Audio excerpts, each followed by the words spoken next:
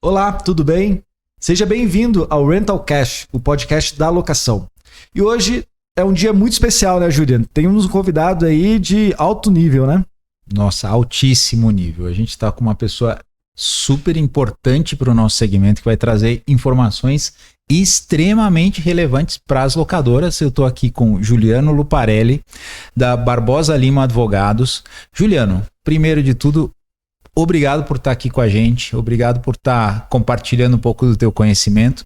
E a gente queria ouvir um pouquinho, quem que é o Juliano, quem o Juliano representa e o que que o Juliano faz. Conta pra gente, Juliano. Olá, primeiramente eu agradeço o convite, uma honra estar aqui para a gente poder falar um assunto tão importante para o setor de locação.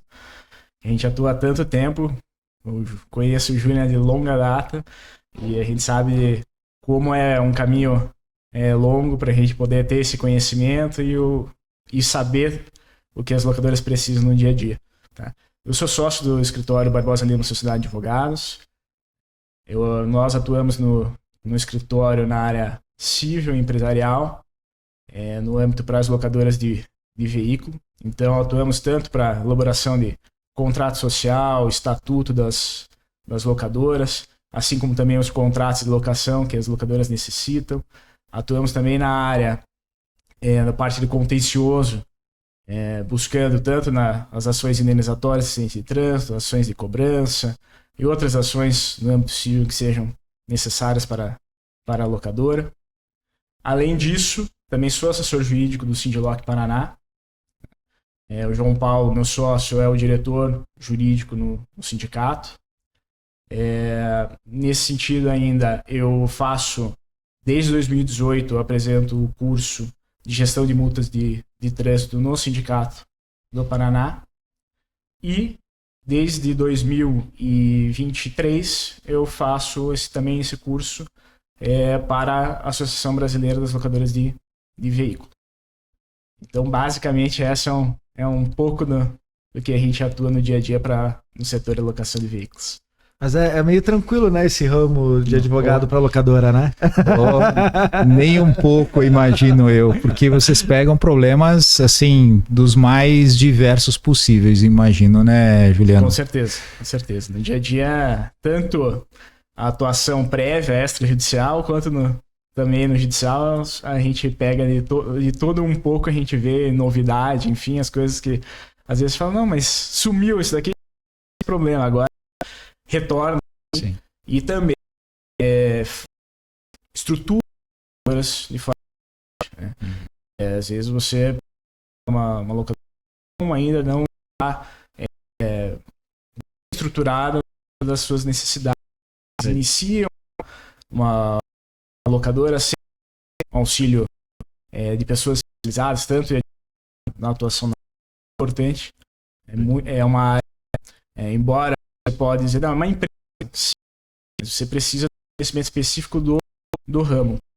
Ela com assuntos diferentes, eventualmente, características diferentes de outras. Então, por exemplo, alguém não tenha... eu vou iniciar uma locadora. O que basicamente, eu preciso conhecer uma matéria que é um pouco diferente das empresas. Precisa conhecer um pouco de gestão de multa. Você precisa ter um conhecimento na área de trânsito para poder saber que um circulando vai cometer infrações. O que eu faço com essa multa de trânsito? Como eu vou cobrar ela? Quais os procedimentos que eu preciso fazer para atender a legislação? Um exemplo. Por exemplo, a súmula 492 do Supremo Tribunal Federal, que fala sobre a responsabilidade das locadoras referente aos acidentes de trânsito. Também é uma situação que precisa estar no conhecimento de saber como gerir o dia na locação. Isso são uns exemplos ali. E pegando o ponto mesmo, quais são os principais? Eu acho que tem muita coisa, mas você vê muito no dia a dia que as locadoras acabam esquecendo, que você fala, poxa, quais são os pontos que ela deveria ter uma estrutura respaldada no dia a dia? Primeiro, contrato muito bem planejado, muito bem redigido, suas necessidades e de acordo com isso dar uma segurança possível para a atividade. Não é só um contrato, é um contrato muito bem elaborado para poder atuar no ramo dela, né? Exatamente. Não adianta pegar simplesmente, encontrei um contrato na internet, eu vou pagar, porque alguém usa esse contrato e vamos. A locadora, ela precisa que ela está entregando um bem que custa muito caro para aquele cliente. E se ela estiver resguardada através desse contrato, né, Juliana, ela vai ter problemas. Seja uma coisa assim importante, só cortando um pouco, se você complementar. Essa estrutura jurídica, nesse momento da abertura da locadora, ela cria uma necessidade prévia. Você tem que prevenir os acontecimentos que vão acontecer. Porque eu imagino também que no dia a dia de vocês vão lá para apagar o incêndio de algo que já aconteceu, do que ele não fez lá atrás. Então, isso é um ponto fundamental da questão do contrato de locação, né, Juliano? Exatamente. O grande ponto, o advogado, a gente está muito acostumado, uma questão ainda cultural no Brasil, o advogado está muito vinculado só lá no fim. Depois que aconteceu o problema. Depois que aconteceu o problema. Só que a grande verdade é que o trabalho do advogado se inicia antes, na prevenção, como você bem destacou, Júlio. Então, por isso que, por exemplo, um contrato bem elaborado é essencial para começar a minimizar os riscos da atividade. Então, você falou os riscos que podem ser, às vezes, muito maiores, inclusive, do que o custo do carro, o preço do carro. O carro, vamos supor, vale 100 mil reais. Mas o que já não é pouco, né? Já não é pouco. Só que pensemos que esse carro se envolva num acidente de trânsito. O prejuízo que pode decorrer desse acidente de trânsito pode ser muito maior. São milhões, pode ser milhões. Milhões, podem ser milhões. Exatamente. Então, assim, é essencial que esse contrato esteja efetivamente muito bem feito. Isso faz parte do início da atividade da locação. Na hora que ela monta uma locadora, ela já tem que ter esse projeto, por exemplo, alinhado. Então, são situações que não podem ser esquecidas no momento do início da sua atividade. Exatamente. A gente tem o contrato, que mais a gente tem ali de preocupações? Um outro ponto é também ter um setor para uma gestão de multas de trânsito. Não adianta simplesmente você ignorar isso na sua atividade. Então, um setor de multas exige atenção, velocidade e conhecimento da legislação. Então, a pessoa que está trabalhando nessa área, no setor da locação que trabalhe com multa de trânsito, tem que ter isso em mente. Não adianta desconhecer a legislação. Então, porque a partir do momento que você recebe uma notificação, atos a locadora tem que tomar. Por exemplo, o fato da locadora não indicar um condutor infrator gera uma nova infração de trânsito. Hoje, a legislação atualmente em 2024 da multa NIC calcula a multa pelo dobro da multa originária. Simplesmente pela não indicação do condutor. Eu já ouvi a frase que multa pode fechar a locadora. Multa fecha a locadora. Quebra a locadora. Porque há uns anos atrás, multa de trânsito era barato, né, Juliano? Sei lá, 10 anos atrás. Não, tomou uma multa, tá tudo bem. Mas a legislação mudou e as multas hoje estão caríssimas, né? São super altas, né? Exatamente. Então, assim, você pode ter um prejuízo enorme nisso. Então, se não tem esse conhecimento, você não sabe, simplesmente a locadora pode ignorar e falar, não vou indicar o condutor. Ou esquece de indicar porque não tem o conhecimento. Sim. Nesse sentido. Então, algo para você minimizar o risco, porque a multa de trânsito para a locadora é prejuízo. A mesmo sentido, num contrato bem redigido, colocar que a responsabilidade pelo pagamento dessas infrações é do locatário, durante o período da locação. Você deixa de constar algo nesse sentido, eventualmente você vai ter uma dificuldade depois de discutir com o seu locatário para essa Parece cobrança. Uma coisa óbvia, né? Parece Sim. óbvio, mas se não está escrito, ele pode alegar que... Porque assim, afinal de contas, o que muitas pessoas não sabem, quem está abrindo uma locadora, ou quem... Parece meio óbvio, mas assim, se você entrega o carro para um terceiro, a multa continua sendo tua responsabilidade, porque você é o dono do carro, né? Então isso é super grave. Então, para mim, começa a construir na minha cabeça assim, um raciocínio de que o que vocês fazem? Vocês cuidam da prevenção, vocês ajudam, primeiro, caminho é o contrato de locação, uma elaboração de um bom contrato. Exato. E lembrando que, assim, uma locação de veículos, a gente tem locação diária, locação por hora, locação por mês, locação de assinatura para motorista de aplicativo, e cada um desses é um contrato totalmente diferente, né, Juliano? E tem muitas locadoras que acham, não, como você falou, vou baixar lá da internet um padrão e aquele padrão serve para todos. Eu imagino que cada um desses tipos de clientes diferentes tem um contrato específico, tem um contrato que vai explicar por que aquilo tem que ser feito daquela forma ou daquele jeito, né? Exatamente. Ainda você tem as características dentro da tua locadora que eventualmente não vão se alinhar com aquele padrão de contrato que foi para outra. Então por isso que é necessário verificar o que você precisa, específico para aquela locadora, para aquele tipo de locação. Sim. E também no âmbito mais geral que uma locação em regra precisa. E eu lembrei de uma coisa, por exemplo, um contrato de locação. Se eu alugo carro para uma mineradora e aquele carro ele vai... Desgaste severo. Ou no interior do estado onde uma estrada é muito ruim. Então, assim, você tem que tomar muito cuidado com esses detalhes de como a tua locadora atua, em qual segmento, com qual tipo de cliente, né, Juliano? Exatamente. Esse do desgaste severo é uma situação que, eventualmente, a manutenção do veículo vai ser diferente. Então, você tem que saber disso, porque, eventualmente, se você faz um contrato geral de um carro que roda na cidade, enfim, sem um desgaste severo, você vai ter um prejuízo. Então você tem que efetivamente ter essa previsão, primeiro esse conhecimento que na mineradora o desgaste vai ser outro. Quando ele me devolver o carro, o meu veículo vai ter outras necessidades, outra atribuição, outro valor eventualmente. Então, assim, tudo isso tem que estar previsto efetivamente no contrato. Se não tiver previamente previsto, depois a discussão fica mais difícil. Sim. Tem uma dúvida minha até, Juliano, uma questão muito importante que, como eu trabalhei com desenvolvimento de sistema para locadora, a gente imprimia um contrato, gerava aquele contrato, contrato de locação, né, que seria aqueles termos lá, que dia que eu aluguei, que dia eu devolvi, mas aí eu tenho o contrato que está por trás disso, sim, né? Algumas locadoras, até um tempo atrás, faziam com que o cliente assinassem. Algumas locadoras colocam dentro daquele contratinho lá que ele assina uma informação de que ele está registrado em cartório. Está recebendo a cláusula. Exatamente. Como que é isso? Assim, como que você dá de dica, o que você direciona para a locadora nesse ponto, Juliano?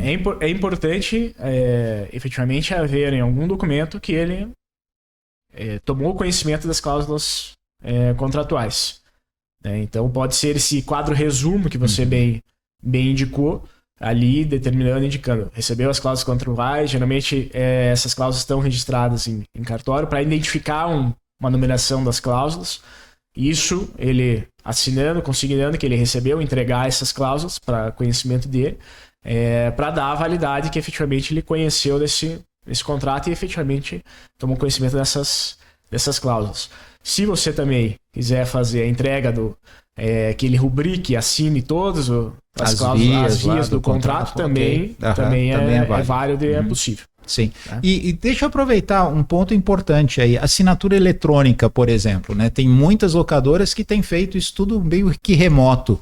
Isso é válido, não é? Como que está isso hoje? Para maior segurança de questão da validade da assinatura de forma eletrônica, tanto pelo certificado digital, né, que a pessoa vai até uma certificadora, empresa, né? Uma certificadora, né? Tem toda a validação da documentação, porque essa certificadora faz, na verdade, o reconhecimento dizendo o Julian é o Julian. Perfeito.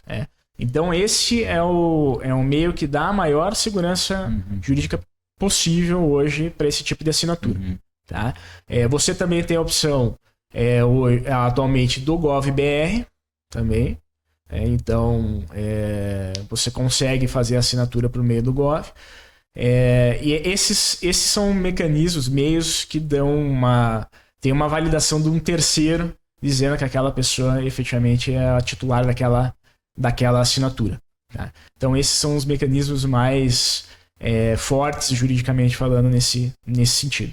Tá? Perfeito. Lembrando sempre que quando você faz a assinatura no documento de forma digital, na hora que você faz a assinatura desse documento, sempre salvar no formato, então, por exemplo, PDF. Né? Você não pode fazer a impressão, mesmo que seja uma impressão em PDF, porque ele tira as chaves da assinatura. Ah, perfeito. Olha só. Informação importante. Tá? E quando você também faz a impressão desse documento, esse documento daí vira uma cópia, porque o original é o documento todo digital. Sim. Tá? Então é importante nesse sentido. Legal. E como a gente está falando de contrato de locação, Juliano, quais são os casos assim que te vêm à mente, né, de situações assim que, poxa, poderiam ter sido evitadas?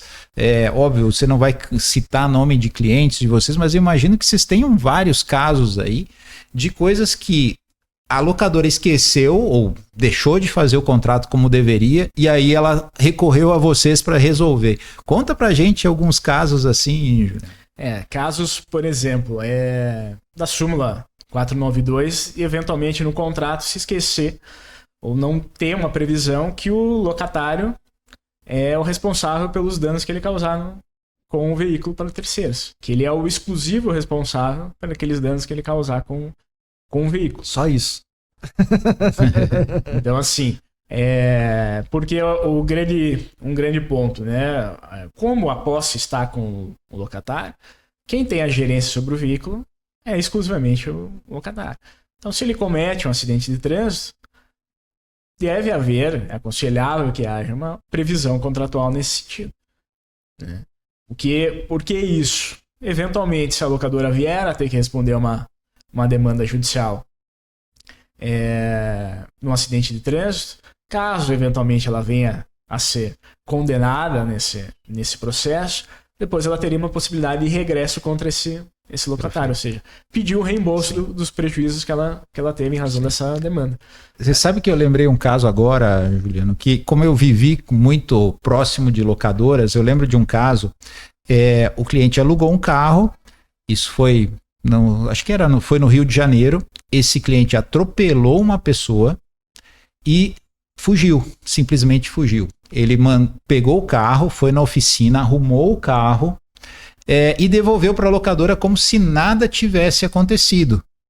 Aí, o que aconteceu? 6 meses depois, né, chegou o processo contra a locadora, com testemunhas, com todas as informações, e a locadora nem estava sabendo. Isso aí é um problema seríssimo, né? Exatamente.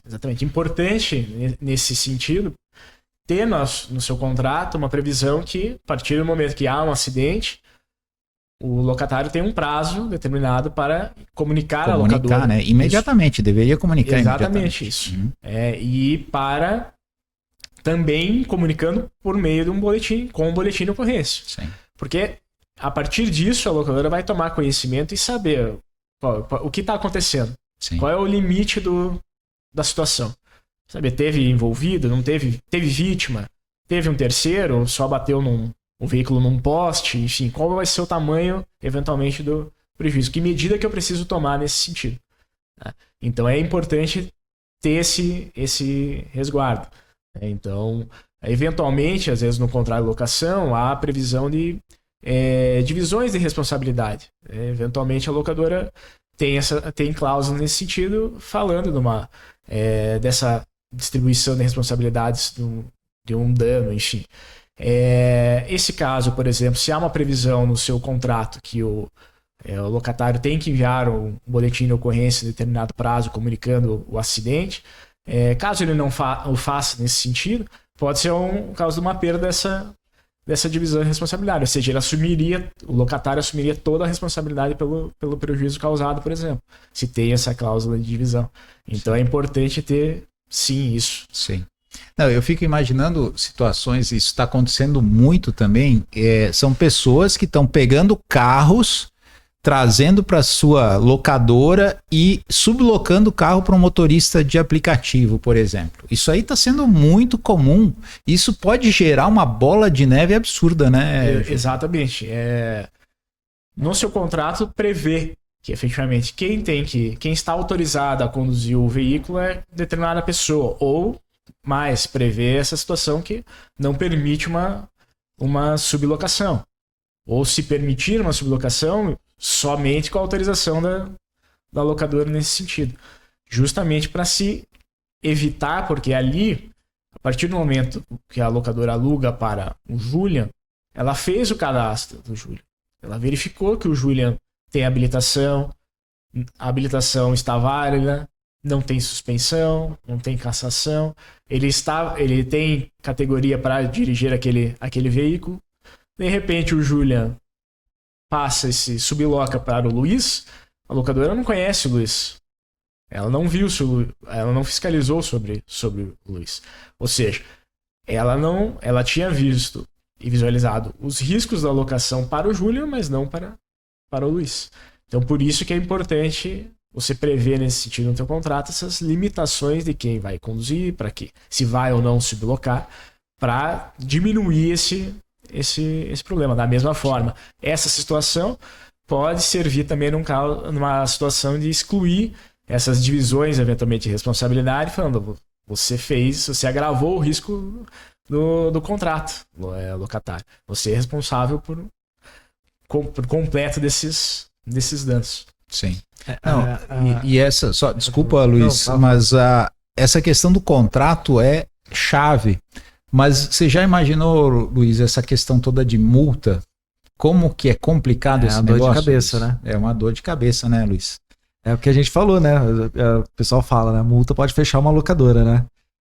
Quais são os processos que a locadora... E até um ponto muito importante que a gente não comentou é que, além de ter um condutor que ele é responsável, mas a multa chega para a locadora, tem a questão do tempo, porque tem Detrans, né? Tem órgãos autuadores que demoram meses para mandar aquela multa, né? E o cliente alugou, às vezes, por um dia, né? Principalmente falando de locadora hack, né? Alugou um dia, sumiu. E aí a multa chega daqui a 3 meses, 4 meses. Como que a locadora faz isso no seu dia a dia? Importante, a multa já inicia no momento da locação, eu falo. O procedimento da multa já se inicia ali. Primeiro, no teu contrato você pode estabelecer esse sentido. O Julian é o condutor autorizado a conduzir aquele veículo. Você vai pegar já na locação a cópia, por exemplo, da carteira de habilitação desse condutor. Hoje, atualmente, a gente tem a opção da carteira digital, então ele pode fazer... Pode enviar eletronicamente, sempre exportando pelo aplicativo da carteira digital. Legal. Não é um print por algum aplicativo de mensagem ou por e-mail, então exportar pelo aplicativo. Com aquelas chaves do governo que vem junto e tal. Porque ali é o documento efetivamente original. É um print, é um documento que pode se ter alguma alteração. Né? Então é importante para isso. E também no contrato, você pode, junto na assinatura do contrato, pegar um termo apartado, que é um termo de responsabilidade do condutor, o qual ele assume a responsabilidade por todas as infrações que foram cometidas com aquele veículo naquele período da locação. Discriminar isso nesse termo, assinado isso se chama termo de multas, né, Juliano? A locadora pode dar o nome que ela quiser, mas é um termo de responsabilidade. O fim dele é esse. Interessante. Que ele assume a responsabilidade pelas infrações. Por que isso?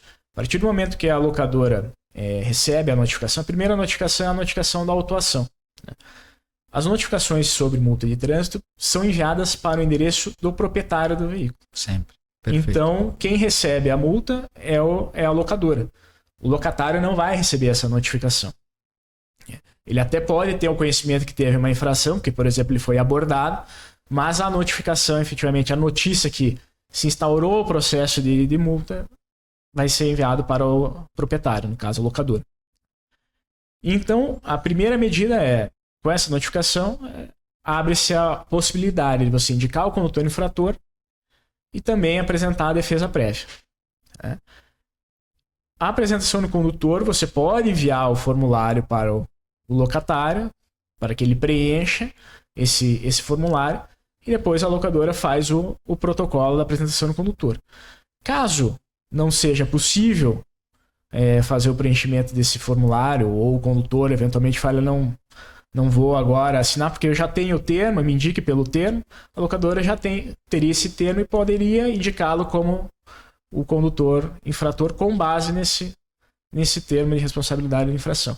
Seguindo toda a documentação que está indicada na notificação, enfim, sempre respeitando, né, a legislação, e além disso acrescentando esse termo para indicá-lo. Interessante. E existem diferenças de órgãos autuadores, né? Cada um deles, eu sei que existe cada cidade às vezes tem uma forma, um processo de apresentação de condutor, alguns precisam do documento A, outros B. Conta um pouquinho disso, Juliano, porque é uma confusão isso também, né? A legislação é nacional, então deveria seguir de base para todos os órgãos a mesma legislação. Tá? Hoje, cada vez mais, a gente verifica efetivamente um atendimento desses órgãos da legislação. Estão seguindo mais ou menos um padrão. Uhum. Tá? Hoje, o que a gente vê de grande diferença é o fato de se a apresentação pode ser feita por via eletrônica ou física. Né? Você tem a possibilidade, a legislação te permite hoje que você envie a notificação por meio postal, a apresentação do condutor por via postal. Também o protocolo presencial no próprio órgão. E abriu-se caminho para que os órgãos também aceitem essa documentação de forma eletrônica. Então, contudo, ainda não há uma padronização, legislação de como aceitar essa documentação de forma eletrônica. Razão pela qual, à medida que você for tentar fazer dessa forma, é importante verificar como está a orientação no site do órgão. Porque um órgão pode pedir, aceita o documento físico digitalizado, né? Ou seja, está aceitando que aquele documento que o original é físico seja digitalizado e apresentado dessa forma, só que eventualmente ele solicita que a digitalização seja colorida. Entendi. E o outro não tem problema, pode ser preto e branco. Ou eventualmente aceita que a apresentação seja assinada de forma digital. Só que só aceitam a assinatura digital de forma com certificado ou pelo GovBR. Se for um outro tipo de assinatura, recusa. Então é importante, hoje o principal ponto nesse sentido desse protocolo que vem encontrando diferença é na questão da parte se é física digital. Ou digital. Entendi. Porque eu acho que a grande dificuldade da locadora, né, na apresentação do condutor, é ter as assinaturas corretas, né? Porque eu lembro muito que às vezes eram recusadas multas porque a assinatura não batia com a assinatura do documento, né? Tá diferente, recusa tudo e a locadora acaba arcando com prejuízo, né? Importante, no momento já da assinatura do teu contrato, se o documento base da assinatura é a CNH do locatário, a CNH do condutor, já desde o teu contrato a assinatura tem que bater com o documento que você tem. Sim. Ali é a prova que aquela pessoa assinou o contrato. No termo de responsabilidade também, então, receber um termo, receber um contrato, está com uma assinatura divergente, porque é comum a gente ter uma assinatura na habilitação, no RG, na carteira profissional, carteira do trabalho, enfim. E às vezes é a assinatura da pessoa, só que o documento de conferência é a habilitação. É a habilitação. Então, no formulário de apresentação também tem que bater com a carteira de habilitação. Se a locadora verifica que está feita de forma diferente, a assinatura está diferente, divergente da CNH, tem que pedir a assinatura novamente pelo condutor, para que seja compatível com a habilitação. Sim. Uma dúvida minha, que eu sempre tive, agora que eu queria esclarecer com você, Júlio. O cliente foi lá, fez a locação, assinou e a locadora não conferiu. Chegou uma multa e aí esse cliente está à distância, certo? A locadora, isso tem muito a ver com isso que você falou, pode mandar isso por meio eletrônico, ele assinar, digitalizar e devolver. Os órgãos autuadores, eles tendem a aceitar dessa forma, a locadora imprime local, mesmo que tenha que entregar, o órgão aceita esse tipo de assinatura também? Ou tem que ser a assinatura original? A legislação fala em assinatura original. Ok. Tá? alguns órgãos, por exemplo, o termo de responsabilidade, que às vezes é uma cópia, né? Algumas infrações viram uma cópia, tem aceitado nesse sentido. Contudo, a legislação, se seguir ao pé da letra, a legislação fala da via original. Entendi.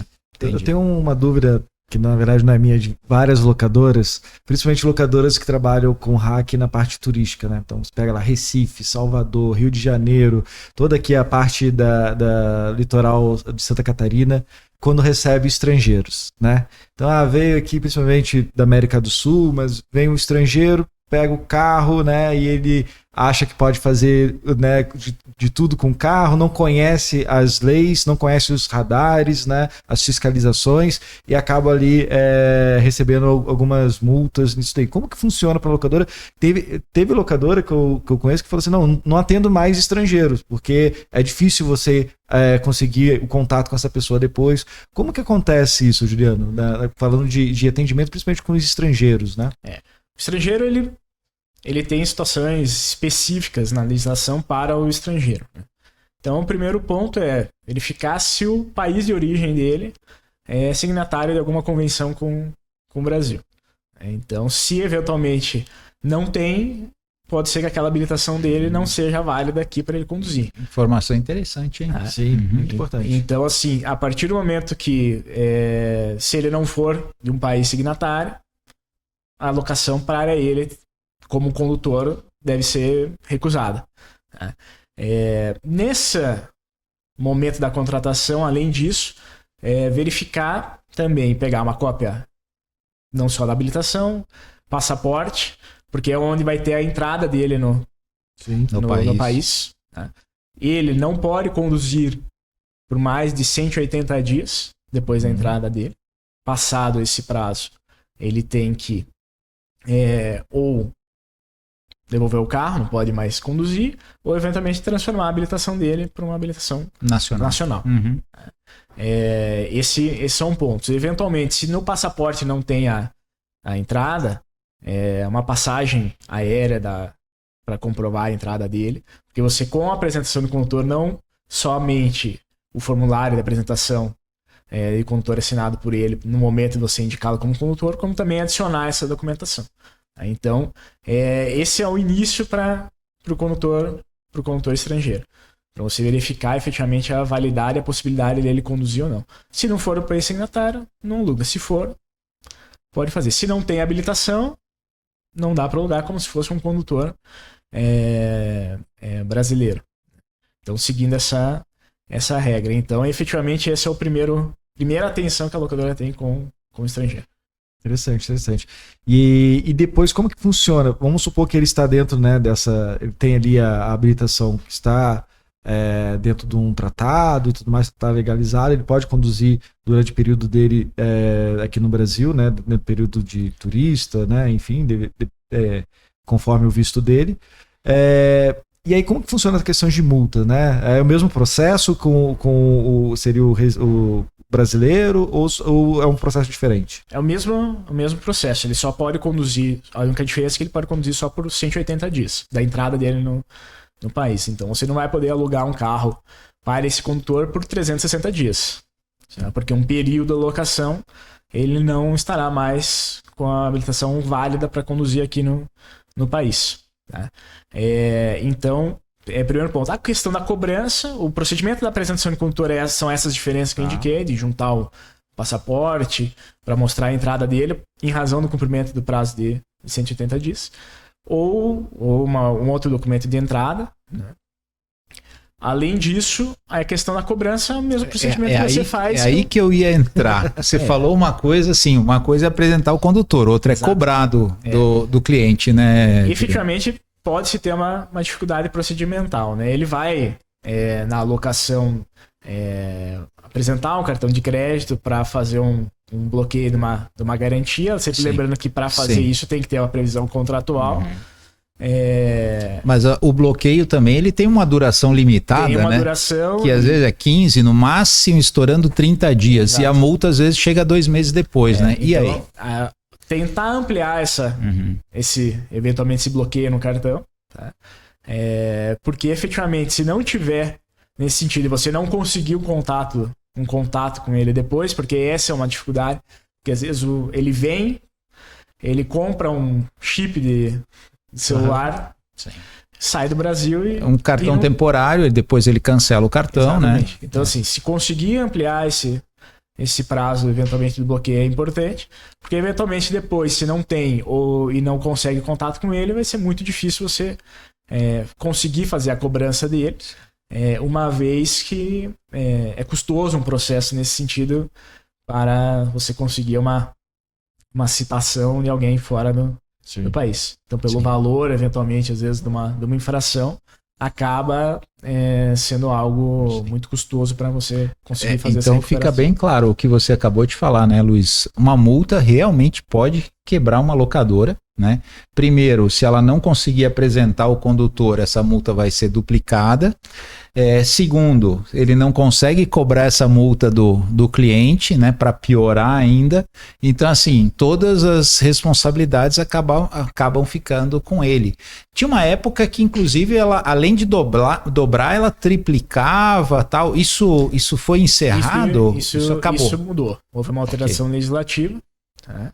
Então, agora, antes tinha o fator multiplicador, né? Que é esse que acontecia com a infração.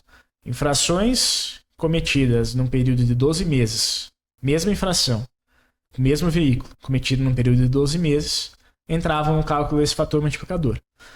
Então, vamos supor que o Julian era locatário de um veículo, cometeu ao longo desse período de 12 meses 10 infrações de avanço de sinal vermelho do semáforo. Nossa. E vamos supor que não foi indicado condutor para essas 10. Das vezes. A última infração vinha multiplicada por 10. A quinta vinha por 5. Ou seja, era uma multa que não tinha era infinito. Não tinha fim. Literalmente, não tinha fim. Com a reforma legislativa, agora você dobra, efetivamente. Sim. O que acontece? Recebeu uma multa de originária, não indicou condutor, cinto de segurança. Não indica o condutor para aquela infração, vai vir a multa NIC. Gerado um novo auto de infração, a infração NIC. Dobrado. Essa multa NIC é 2 vezes o valor da originária. Né? Vamos supor que a primeira infração, só arredondando os valores para a conta ficar fácil, R$300 é a infração originária. Se você não indica o condutor, vai vir uma outra multa no valor de R$600. Né? Mantém-se a originária, ou seja, tem 300 da originária, mais 600 da multa NIC. Interessante. Caso o locatário não ressarça as infrações, você vai ter um prejuízo. Um prejuízo grande. Entendi. Então, importante agora com essa alteração é que a multa NIC é possível agora, ela vai ser enviada a notificação de autuação, como qualquer outro tipo de infração. Então, abre-se o prazo para a defesa prévia, primeira defesa que a locadora tem a oportunidade de se defender. Se não for feita a defesa, enfim, ou for rejeitada essa defesa, aí sim vem a segunda notificação, que é a da penalidade, que é impondo a aplicação da penalidade no momento que é oportuno para você fazer o pagamento da infração com desconto, ou também é possível apresentar um recurso. Né? E o outro ponto que foi essa redução do cálculo da infração NIC. Entendi.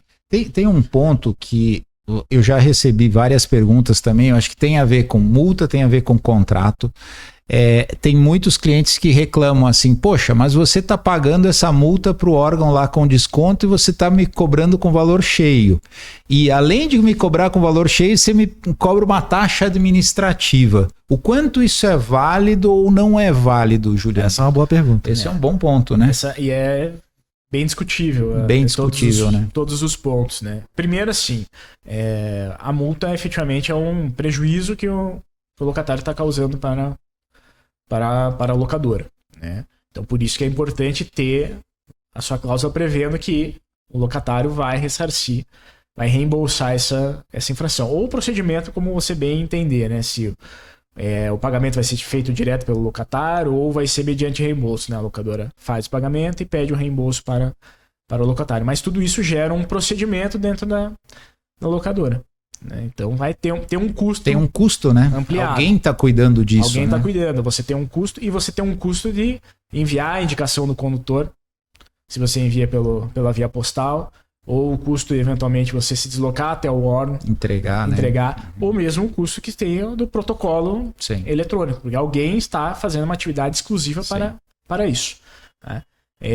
Então, assim, importante primeiro, estabelecer no contrato qual vai ser a remuneração, qual é a regra né? desse custo. Tá? O ponto D, passar com o desconto, sem o desconto, né? Paga com desconto. Não repassa esse desconto para o locatário.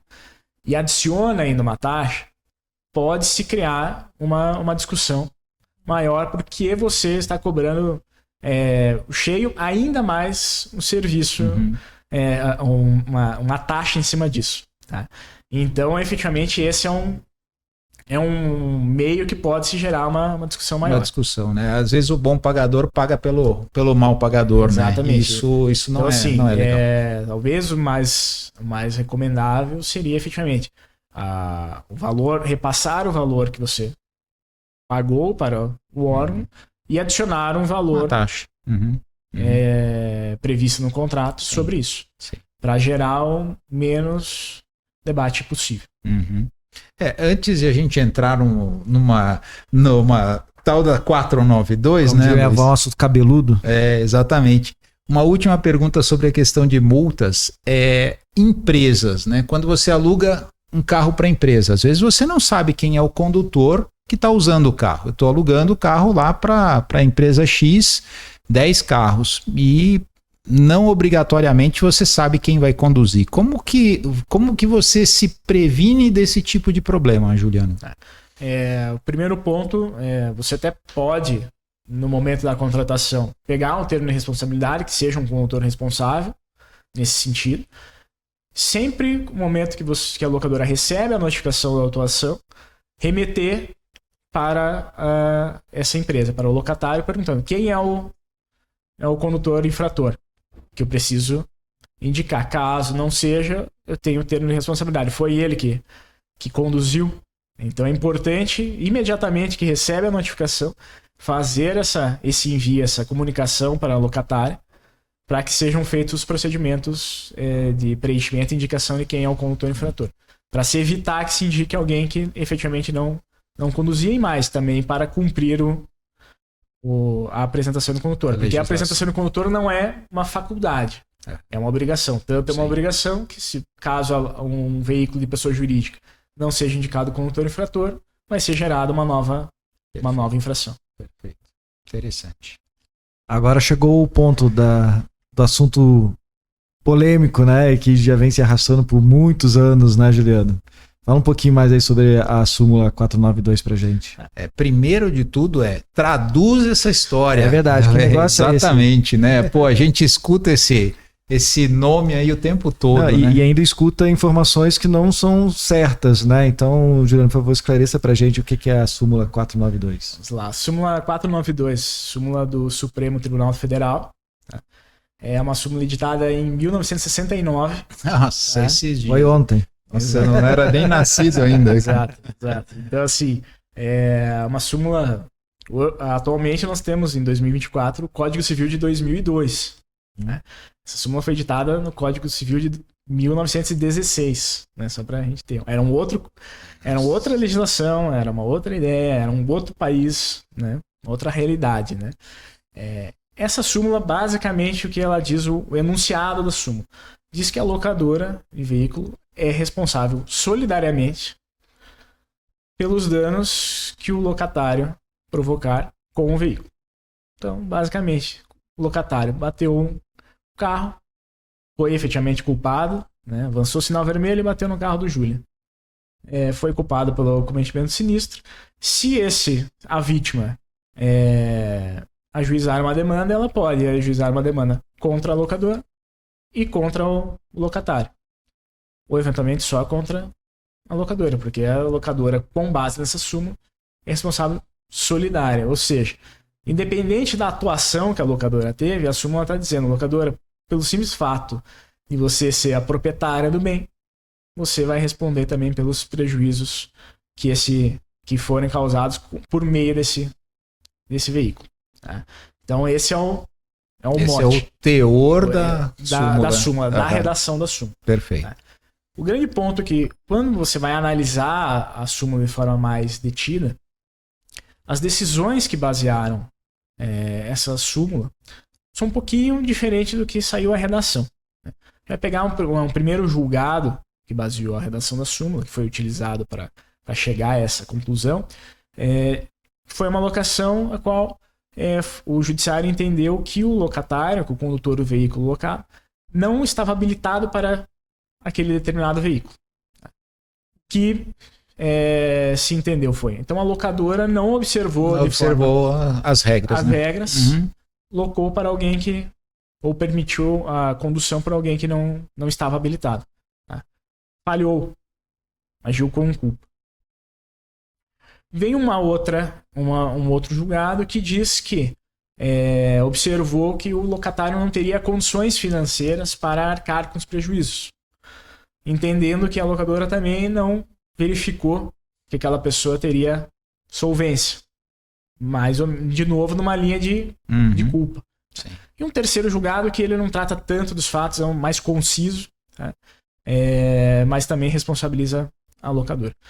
O que eu quero dizer é que as decisões que basearam a súmula não necessariamente eram a realidade. É a realidade e o enunciado necessariamente não retrata o que os julgados trouxeram. O que isso quer dizer? A súmula deveria ter traduzido que a locadora somente seria culpada pelo sinistro se ela efetivamente contribuiu para a ocorrência desse sinistro. Então, o que, por exemplo, nisso? A locadora foi lá, alugou um veículo sem freio. O locatário sai na rua, bateu. No primeiro semáforo já bateu na traseira. Ali a gente está dizendo, a locadora não foi diligente. Não locou um carro, não disponibilizou um carro em perfeito estado de trafegabilidade. Agora, o carro está rodando, saiu em perfeito estado de condições da locadora. Um locatário avança o sinal vermelho do semáforo e colide. Qual foi a relação que a locadora teve no sinistro? Sim. Nenhum. Não teve nenhuma responsabilidade. Né? Então, assim, esse é um primeiro ponto que você vislumbra que tem uma divergência ali da redação final com que baseou essa redação. E isso acaba impactando de forma muito grande para as locadoras, porque muitas vezes essa súmula é aplicada de forma como está redigida. Não se vislumbra não se pesquisa se a locadora teve uma contribuição para o acidente, simplesmente vê. O carro era da locadora. A regra é essa e ponto final. Vou aplicar. Se efetivamente o locatário teve culpa no acidente, é a única investigação que é feita. Ele provocou o acidente? Realmente sim. Quem era o proprietário? Vou responsabilizar também o proprietário do carro. No caso, a locadora mesmo, ela não tendo, vamos supor, na terceirização de frota, como você tinha exemplificado antes, a locadora não tem gerência nenhuma sobre a escolha de quem é o condutor. Exatamente. Ela não tem nenhuma fiscalização nesse sentido, porque é uma obrigação de dar a locação. Ela entrega esse carro para o locatário e, a partir daí, quem tem um domínio amplo e restrito sobre o carro é o locatário. A locadora não tem nenhuma gerência nesse sentido. Então, vamos dizer que a redação da súmula, o que é necessário verificar. O que baseou ela? E esse é um primeiro ponto que você pode trazer de debate no processo judicial e demonstrando, falando, tá vendo que as decisões são um pouco diferentes do que baseou a redação final da súmula, e tentar trabalhar nesse sentido para buscar que seja afastada a aplicação da súmula. É um trabalho árduo, né? Mas é um início para sempre uma mudança. E como é que está a discussão hoje sobre a súmula? Né? Então, nesses pontos, já existe hoje uma discussão sobre, porque existe muitos anos que está sendo debatido isso e parece que não tem um caminho, né? A discussão ainda existe, persiste, continua. Na relação entre particulares, é onde a súmula é mais aplicada. Né? Mas você vê, às vezes, julgados tanto sentença em primeira instância afastando a aplicação da súmula. A gente já participou de processo nesse sentido, e também nos tribunais, só que ainda é um número muito pequeno frente à aplicação da súmula. Onde a gente vê mais o afastamento da aplicação da súmula é quando é locação para a administração pública. O que tem tido um entendimento nesse sentido é a responsabilidade do Estado é objetiva. O outro ponto, aquela súmula vem de decisões que foram feitas em contrato entre particulares. Então, o que acontece? A súmula se aplicaria só para particulares, não numa relação de direito administrativo. Olha só. Porque o grande ponto, quando eu comentei nesse sentido de mostrar que a redação da súmula é diferente, você tem a possibilidade de mostrar a distinção. Que com a reforma do Código de Processo Civil, e agora estamos com o Código Civil de 2015, você tem essa possibilidade de trazer e demonstrar, o juiz tem que demonstrar os fatos do processo se adequam à súmula, e dentro disso, com a relação de direito administrativo, a gente tem visto um maior afastamento da aplicação dessa súmula. Tira a responsabilidade da locadora e mantém no polo passivo a responsabilidade apenas do ente estatal. É nessa linha que a gente vê. É interessante. Você vê, Luiz, como é importante, né? Assim, tudo isso tem a ver com o contrato de locação, né? Um contrato bem organizado, bem cuidado, bem redigido, né? Que vai te dar um embasamento, não que você vai resolver todos os problemas, porque isso vai para a justiça e tudo depende de quem está do outro lado, né, Júlio? Mas assim, para mim, a conclusão que eu chego é: a locadora não pode, de jeito nenhum, esquecer desse pequeno, grande detalhe que é ter um bom contrato de locação antes de alugar o seu primeiro carro, né? Então, eu já recebi muitas consultas, Juliana, assim, não preciso, não vou gastar com isso agora. E aí depois, quando acontecem os problemas, daí tem que contratar o advogado, tem que contratar para correr atrás do prejuízo, né? Então, assim, é que nem um seguro de carro, né? Não preciso, tal. Então, assim, eu acredito que as pessoas estão mais conscientes, né? Mas infelizmente tem muita gente, né, Juliano? Vocês devem receber isso todo dia, né? Isso é comum, muito da revisão, às vezes, do contrato. No meio do caminho, ela começa a perceber que preciso mexer. Preciso melhorar, preciso atualizar, veio uma outra situação. Mas ainda é algo que não se olha com a atenção necessária. Como deveria. Isso está alinhado. Sim. Porque, como a gente falou, suponhamos que seja aplicado no judiciário a súmula 492. No contrato de locação, tem que ter essa previsão que o locatário é o responsável pelo sinistro. Que aí você tem um documento, né, redigido, assinado e confirmado pelo cliente. Para que, mesmo que essa cláusula eventualmente não vai ser oponível para esse terceiro, mas a locadora, depois do desembolso, buscar cobrar o cliente. Esses valores. Você não tem que esse cliente vai ter umas condições, mas nem essa cláusula você vai criar. Não resolve de nada. Exatamente. Resolve nada. Você está assumindo algo que é efetivamente responsabilidade do locador. Resolve a locadora, talvez ela tenha que realmente pagar o prejuízo, mas com o contrato em mãos, vai poder cobrar quem causou o problema. Exatamente. Perfeito. Assim ficou bem mais claro. Olha, fomos no detalhe aqui, né, de alguns pontos. Gostei demais. Novamente, nós chegando no final, por você compartilhar e seu tempo aqui conosco, Julia. Foi muito bacana mesmo. E, Julia, parabéns aí pelo trabalho de vocês. A gente já tem alguns anos, né? Somos amigos acima de alguns anos. Parabéns pelo trabalho de vocês. O sindicato que contratou vocês, se não confiasse, não acreditasse no trabalho de vocês. E, Juliano, parabéns e obrigado aí. Vou deixar as últimas palavras para você aí também. Perfeito, eu agradeço o convite. Tem mais assuntos para conversar, tem mais coisas que pode tratar para um próximo. E fico à disposição de vocês e agradeço por fazer todo sucesso aí para o podcast. Obrigado. Nós. Então, se você quer deixar a sua locadora cada vez mais respaldada, segura, procure, né, os especializados, Diabla, né? Estamos aqui fazendo um excelente trabalho para poder ajudar a sua locadora. E se você busca informações, acompanhe aqui o Rentalcast, o podcast da locação. Um grande abraço, até a próxima.